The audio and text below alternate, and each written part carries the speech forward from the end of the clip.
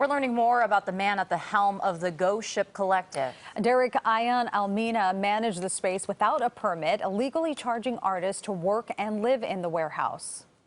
KPIX 5's Jackie Ward spoke to one of his friends who said the unsafe structure was a tragedy just waiting to happen. Jackie? Well, guys, this is where Derrick Ion is staying with his wife, Micah. It also happens to be the hotel where a lot of the media is staying from out of town. And while we haven't seen Almina today, we did catch up with one of his friends.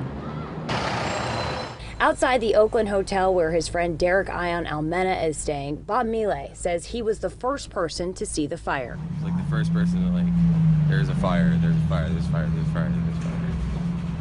And were you able to get to people? Were you able to get them out? I mean, I wasn't able to get my friend Pete out. I tried. You know, I was like the last one out downstairs. I'm tripping out of what's going on now. This is Derrick Ion, the man who operated the Ghost Ship warehouse and was illegally housing people there.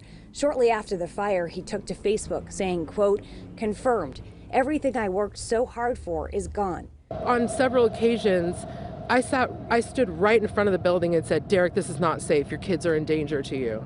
And his attitude was that I was being hysterical. Danielle Boudreau is a former friend of Almena's. She said he has a, quote, cult-like following and fears he will do something violent now that he's at the center of this investigation. Based on pictures of what the inside of the Ghost Ship used to look like, it was a vast collection of art, tapestries, and antiques.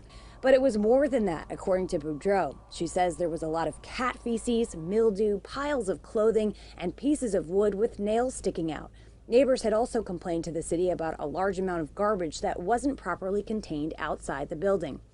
Oakland firefighters are still trying to sift through all the wreckage. I don't know how it was configured, but the ground floor, when we did our interior attack, we went in about 20 yards with hand lines we knew people were in there, and we were trying to get them out, and it was a labyrinth. We're also now aware that this isn't Almena's first run-in with the law. TMZ is reporting that he's on probation for receiving stolen property. Almena pled guilty in January and was sentenced to 36 months probation.